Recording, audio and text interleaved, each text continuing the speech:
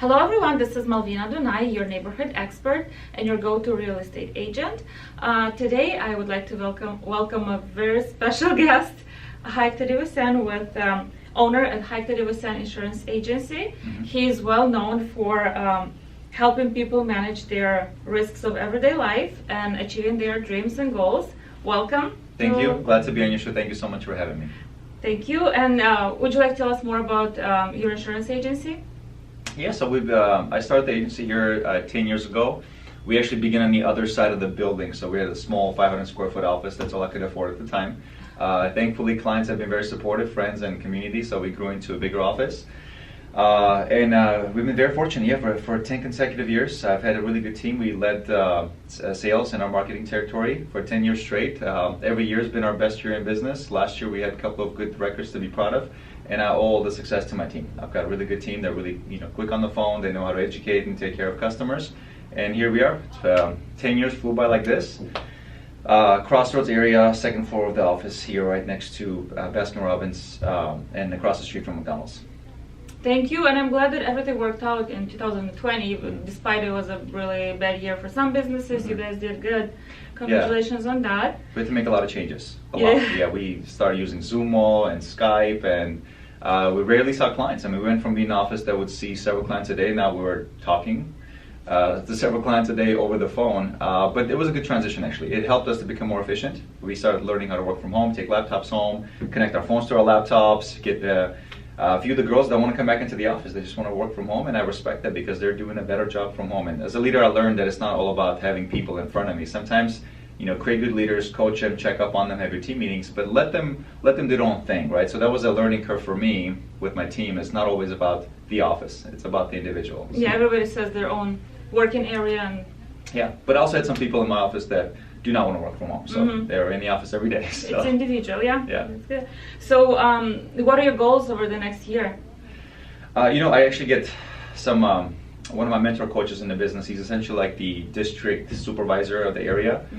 He oversees like our territory. He always gives me a hard time. He says, "What's your annual goal?" And I say, I really don't have one, right? So, as much as we want to have monthly and annual goals, I believe that a strong way, an easy way to perceive a goal is to break it down to daily goals. So we try to have a good day. We win the day, right? So we have daily goals. How many clients can we help? How many phone calls can we pick up? How many customers can we ask certain uncomfortable questions to make sure that the uncomfortable question strikes a proper conversation to take care of them better, right? So we literally just focus on a day. And as I know, I'm not smart enough to plan a month or a year in advance, but I'm good enough, and as long as we plan and have a successful day, we have a good week, good month, and a good year. So we literally focus on what we can do today. So our goals are from day potentially to a week out. That's about it. That's nice, because usually, you know how they say, put a big goal and then step down and break it down in smaller steps. Yeah, and actually we've always hit a really good goal every year. So I know there's people who can really plan out a year in advance and quarterly and all these different things. I've never been that good at organizing my thoughts that far in advance, but again, we have our weekly team meetings every Wednesday. We plan out what the week is going to look like. We break it down to daily, and we work our way up to our Wednesday team meeting at 8:30 every Wednesday. That's nice. That's good to know. What is something most people do not know about you? Maybe generally, I think a lot of people that have, like I have a business, my name's on the building. I do sports and stuff like that, so maybe it could come off a little intimidating. Somebody owns a business, they're community. I do a lot of community work and community service. It might come off that certain people of that stature come off invincible, right? Or you own a business, you have a family, you have employees. I'm like any other human being. I'm vulnerable. I make mistakes. I forget appointments. I don't make the phone call that I'm supposed to. I mess up all the time. I'm far from perfect. Work a lot, probably. Yeah, work a lot. Yeah, as a matter of fact, I probably make more mistakes than most. And I think it's a leadership quality. Sometimes people that think in order for them to start a business or to make a move, they have to become harder working or more perfect. But my thing is, it's okay that you're imperfect, right? So nobody is. And in many organizations, I think leaders sometimes portrays a role of acting perfect a little bit. Like, since my name is on the door, I know everything. No, we don't, right? So we make a lot of mistakes. So if some people don't know that about me, I'm far from it. We mess up, but it's not about the mistakes you make or the adversity. It's how you react, what you learn from them, and how you move forward. So again, we make mistakes. We write down what we messed up on. Learned, We try to improve. Lesson learned. Yeah, we try to improve a little bit more the next day. That's about it. I think you're being a little bit shy right now. I know that besides the own a business, you wrote a book. It's called The Power of Mindset, and Yes. it has only good reviews. It says people say that it has relatable stories and clear steps to follow. Can you please tell us more about your book? Yeah, so about 3-4 years ago now, we were doing really well. You know, I was probably the happiest person I know. I wasn't the, I wouldn't say most successful person I know. I'm not the richest or the healthiest or have the most biggest family or most amount of friends. But a lot of people ask me, like, why am I so positive? Why am I always full of energy and stuff like that? Because I know people who truly do 10 times better than me in business. I know people who, like, I got into triathlons and marathons who are 10 times faster, right? And every time I would compare myself to that one specific pillar, like, why am I not as fast as this guy? I would not feel good about myself. Or why is my business not doing as well as this guy? I would not feel good about myself. But generally, when I would just try to be the best I can be, I would always be in good mood, and that's kind of what I focused on. Yeah, and the American dream is, come to America, work hard, make money, you'll be happy, right? So us foreigners, we come from countries with not much opportunity to here, thinking that if we work hard, we make money, we'll be happy. Well, that American dream was completely false. Like when I came here in my early 20s, I got exposed to business, worked really hard. So I was very fortunate in my early 20s to get to multi-six-figure income, and I realized that was one of the most miserable experiences ever because I got there.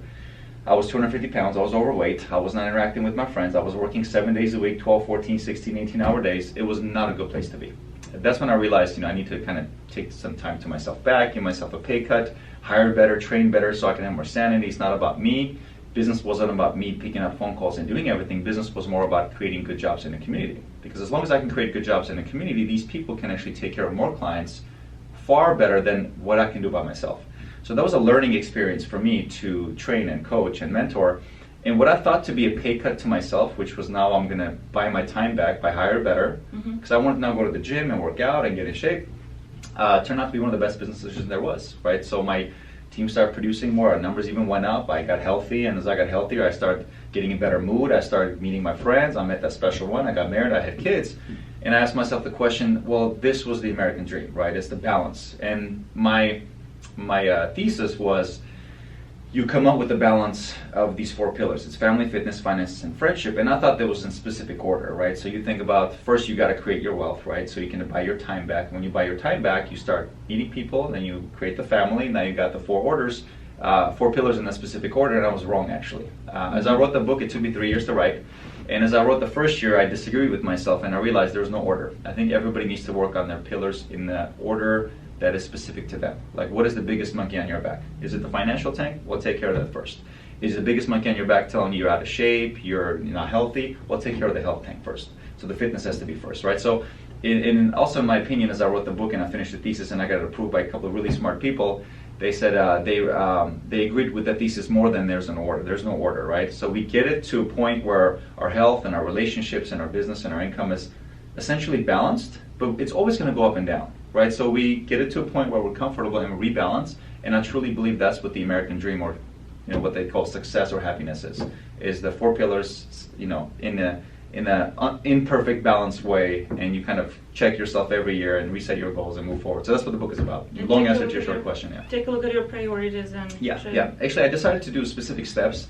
Because there's a lot of books about how to succeed in business or how to succeed with your health or your relationship and your peers and your family. I wanted to put all of it in one. So I have specific steps of how I did it in a relatable story so other people can implement as well. That's very good to know. And then on your website, I see you offer coaching as well? Yes. We just built a program. I haven't launched it yet, so we finally got the book on Amazon. It took forever. We built some video series we're going to be promoting online as well. So we're probably between 30 to 60 days from starting to promote the training program as well. So we'll see where it goes. It's a fun project. I enjoy helping people, and it's not a money generating thing for me.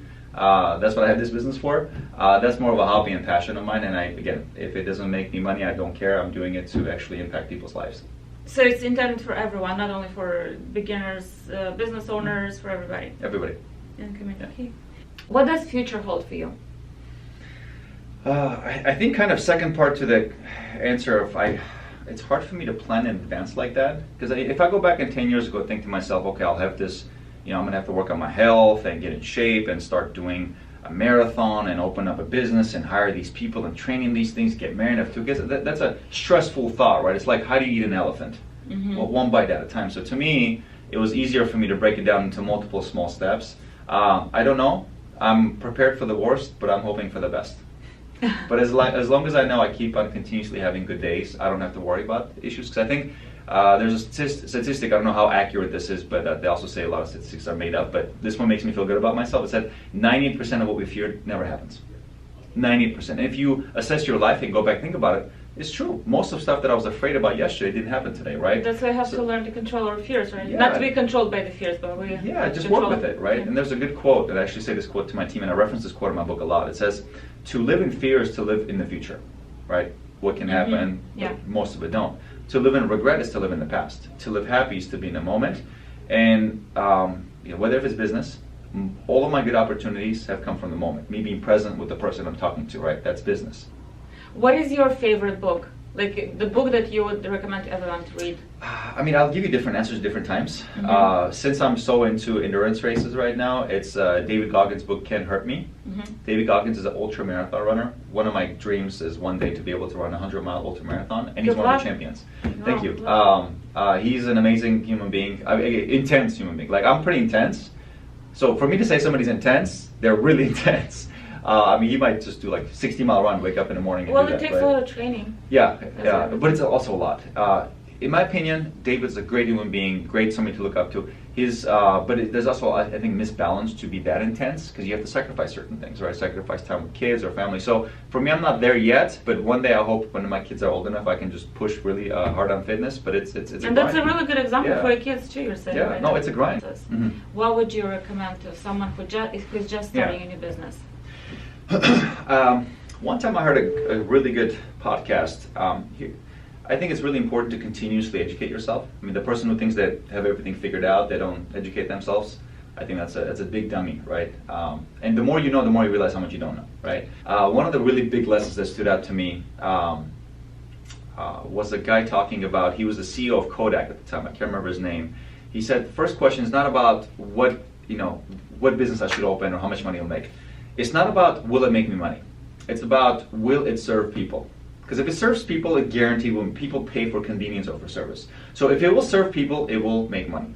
But then if you go into a car sales business and you can only fit one car on your lot, yeah, cars serve people, but you can only sell one car a day, one car a month. That's not going to make a lot of money. Second question you have to ask yourself is, how many people can this business model serve? So if the business model can serve people, and if it has a potential to serve a lot of people, you can make a lot of money, right? So after that, this was years ago, I listened to the podcast, I came back and kind of looked at my own business, where unintentionally we've created a business model where we have thousands of customers, but I only have a team of 4 or 5 people, right? So, and I think that's another thing people need to ask themselves, under what kind of expenses can you generate a lot of help? If it's, you want to be a barista and open up a coffee stand, how many coffees can you make on your own? Because you're going to go nuts doing that all yourself. How many people can you hire, and et cetera, et cetera. So first question is, can you serve people? Second one is, can you serve a lot of people? And make sure the expenses are reasonable. Otherwise, you're going to go broke doing it. So before you get into the business, find something that you're passionate about, something that you like, in my opinion. Because when you're passionate about something and you fail, you don't care. You just continuously do it. All right. Thank you so much for your good advices. And thank you so much for your time. I appreciate it a lot. And thank you for watching. And I'll see you on our next episode. Thank you for having me on your show. Appreciate it.